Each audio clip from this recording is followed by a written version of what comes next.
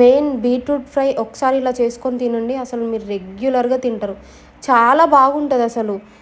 నాకు కూడా ఈ వంటకం మామూలుగా వెంకటేష్ ఇంతకుముందు ఒకసారి నా కోసం చేస్తే అప్పుడు చూసి నేర్చుకున్నా. కానీ నేను కూడా వెంకటేష్ కంటే మంచిగా చేస్తానైతే అసలు అనుకోలేదు. బట్ చాలా బాగా చేసిన. ఆనియన్స్, కరివేపాకు మంచిగా వేపుకోవాలి. మీ ఇంట్లో పచ్చిమిరపకాయలు ఉంటే ఓకే. నాకు పచ్చిమిరపకాయలు తింటే గొంతులో మంటలేస్తుంది, కొంచెం కడుపులో కూడా మంటలెక్కొస్తుంది. కాబట్టి పచ్చిమిరపకాయలు వాడడమే బంద్ చేసినాం వంటల్లో.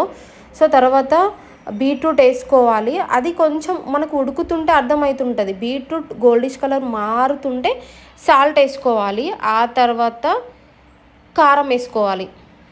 సో ప్రెగ్నెన్సీలో కారం తక్కువనే తినాలి కాబట్టి నేను తక్కువనే వేసుకుంటున్నా. అసలు మామూలుగా కారం తక్కువ తినడం ఒక పెద్ద టాస్క్ లెక్కనే ఉంది నాకైతే. ఎందుకంటే నేను కారం చాలా ఎక్కువగా తింటా.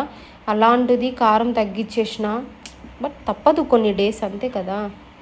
ఆ తర్వాత నేను బీట్రూట్లకి చపాతీలు అయితే చేసుకున్నాము. సో ఫైనల్గా మీరే చూడండి ఎంత బాగా కుదిరిందో అసలు కర్రీ. టేస్ట్ కూడా వేరే లెవెల్ వచ్చింది. సో ఒకసారి అయితే ట్రై చేయండి బీట్రూట్ కర్రీ. బీట్రూట్ ఇష్టం లేని వాళ్ళు కూడా చాలా ఇష్టంగా తింటారు.